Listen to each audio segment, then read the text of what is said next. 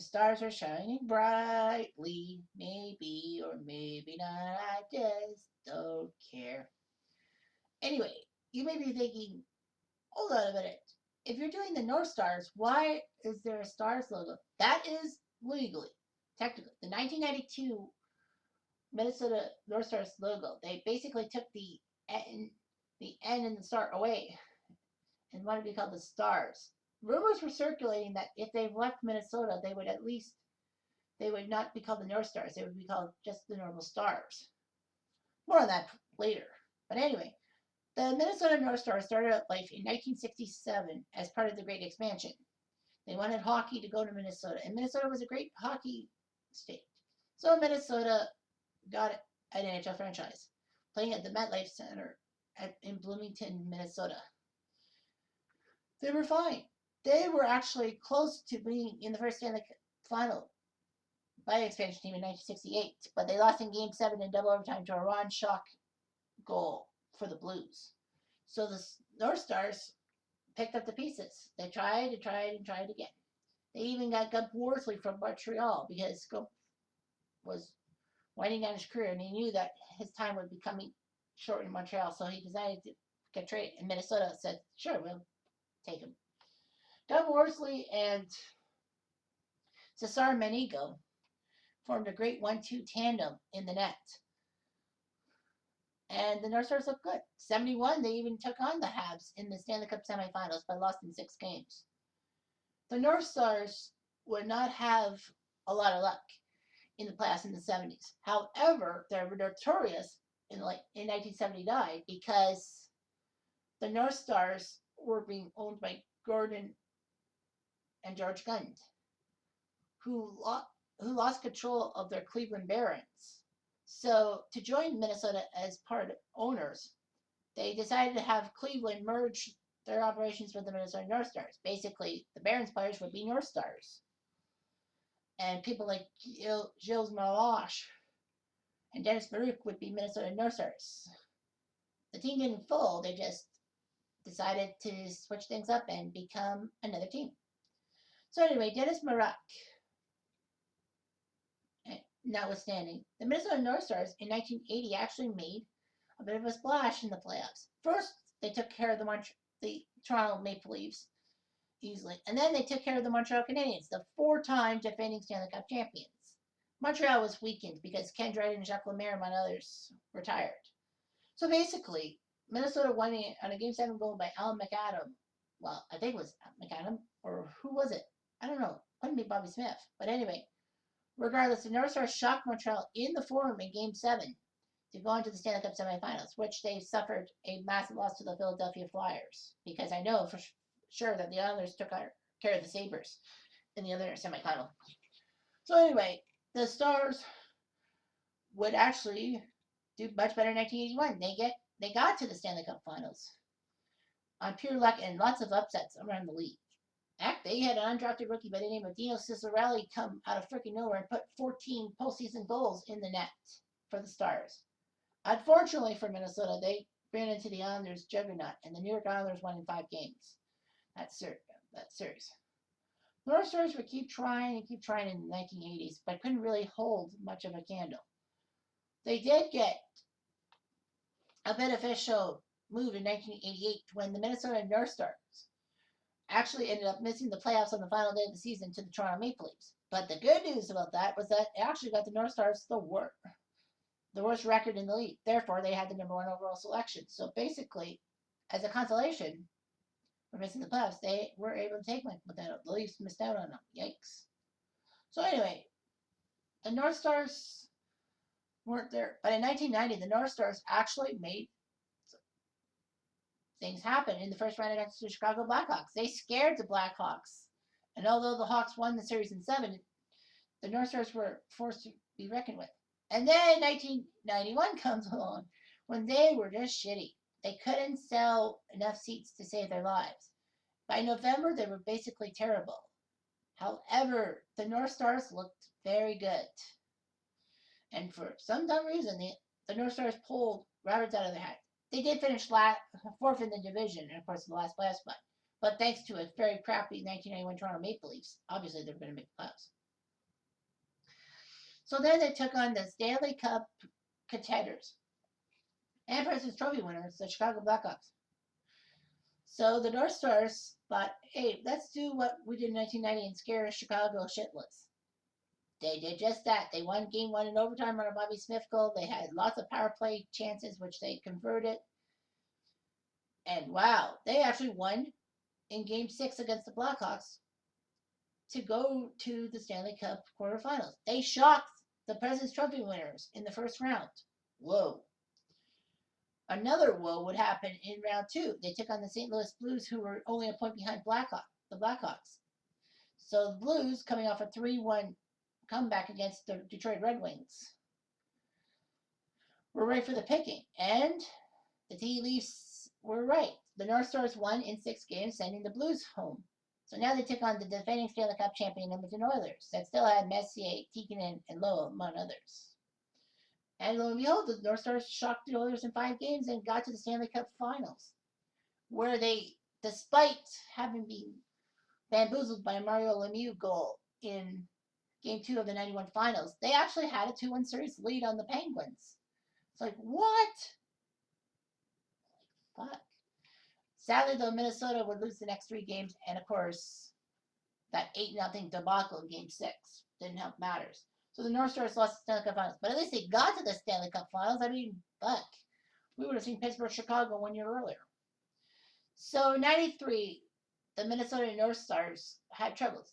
Their owner made no secret he wanted to move the team, but he found a buyer in Dallas, Texas. Texas cares about hockey? So unfortunately, the North Stars had a chance on the final weekend to get into the playoffs ahead of the St. Louis Blues. But sadly, they missed. So the North Stars ceased to be and became the Stars, the Dallas Stars, in fact. Dallas took them in. And heck, Dallas won a playoff series their first year in Dallas. They actually shocked the St. Louis Blues.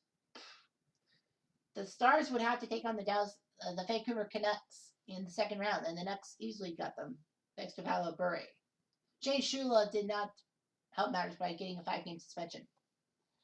So the Dallas Stars looked decent. 97, they had a golden chance to put themselves on the map, especially against the Edmonton Oilers, who just basically were Curtis Joseph and nobody else. Don't tell that to Edmonton. Game 7, Joe Noonday had a chance to score the overtime winning goal. Joseph came out of nowhere to stop Noonday. Moments later, Tom Marchand put the Dallas Stars out of their misery. However, the Stars would get revenge many times against the Oilers. I think that was the only time that the Stars lost to the Oilers in playoff series after they went in Dallas. I don't think Edmonton's ever beaten Dallas in a playoff series other than 97. So anyway, the Dallas Stars were contending for glory. In 98, after beating the Oilers, they took on the Detroit Red Wings in the conference finals. And thanks to a Jamie Langenberger 50-foot slapper, the Dallas Stars won a key game against Detroit. Sadly, though, they lost in 6 games. So anyway, Dallas got to the Stanley Cup in 99. They did it all. They took care of Colorado. They were happy.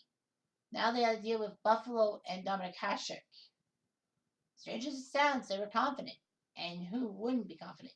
Dallas got to Game 6 against the Buffalo Sabres when Brett Hull put the puck in. And yeah, his skate was in the crease. But the NHL didn't tell anyone that they changed the rule to say that if you had the puck, possession of the puck, you could put your foot in the crease. Buffalo was robbed. Rightfully so. Dallas were going to have a few decent runs themselves. More decent runs. But couldn't really get to the Stanley Cup Finals because they ran into either Detroit or Colorado.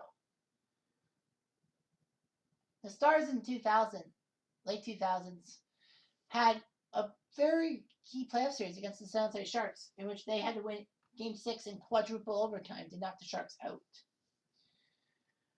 So anyway, Dallas moseys along.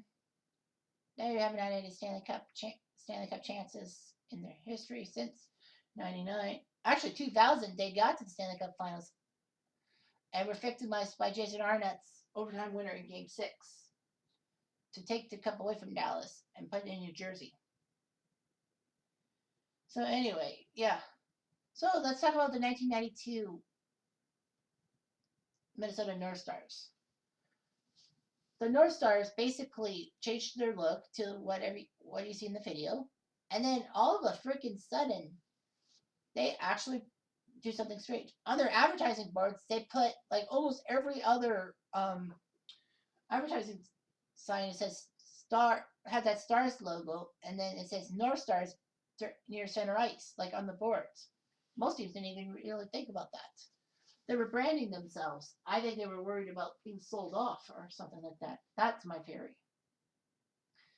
So anyway, the North Stars took on the Detroit Red Wings in the first round. Best of 7, of course. Red Wings had home ice. But the North Stars didn't give in. They have a 3-1 series lead.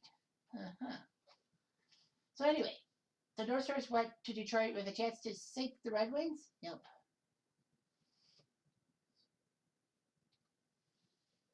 So anyway, Game 6 happened. All of a sudden,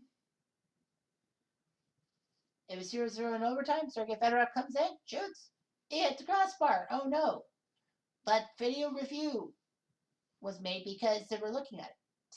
For the first time in history, video review would be talking about an overtime goal.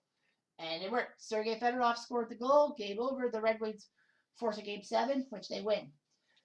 Detroit, ironically, came back from a 3-1 series deficit the year after they blew a 3-1 deficit. That being St. Louis. Uh-huh.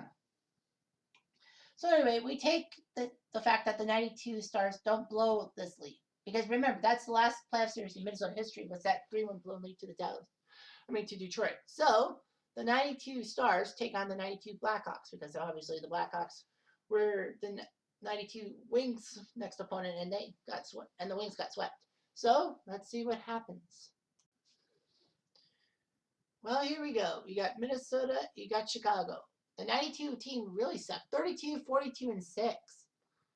Well, I guess with the Leafs not actually getting there yet, they had a better chance. I don't know how they were third. Who did the Blackhawks take it? I know the Blackhawks took out St. Louis, but Blackhawks were number 1 in their division, were they not? 36, 29, 15.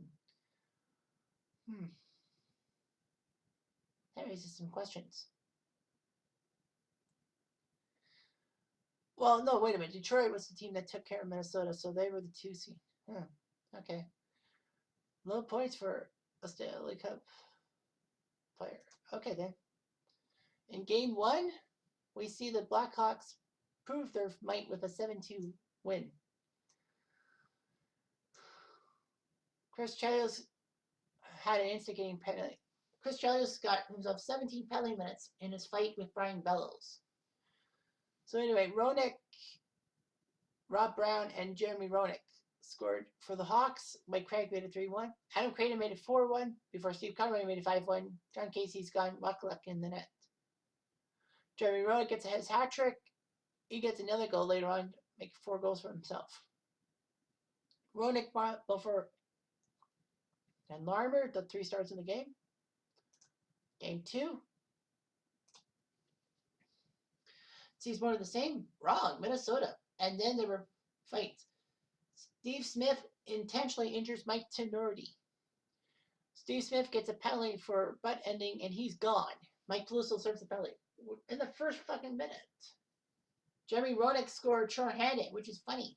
And then the North Stars and Hawks have a fight. Brian Marchman gets a penalty for instigating a fight with Dave Gagne. He gets 17 minutes in penalties.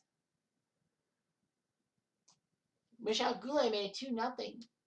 Blackhawks before Modano and Brian Bellows made it 2-2. Amazing. Keith Brown made it 3-2 for the Hawks before Bellows made it 3-3. And then late in the third period, Off Dolan made it 4-3. 44 shots on goal. Penalty minutes. Penalties. 17 penalties on the 2 teams. Tenorti got injured. Steve Smith got ejected. Bellows, Modano, Casey. I guess the North Stars were just going to get people back for what Steve Smith did. It was a fight-filled thing. The Blackhawks did to themselves. That's why the last game, too. Switcheroony for Game 3 in Minnesota. And the Hawks win in overtime, 6-5. Dave Gagne scored to make it 1-0. Brian Marchman made it 1-1. And then there was Couple of fights. Brian Prompt made it 2-1 North Stars. Michel Goulet tied it at 2. Third period, Mike Peluso scored a goal. Weird. Peluso scoring? Brian Bellows made it 3-3. Jeremy Roenick made it 4-3.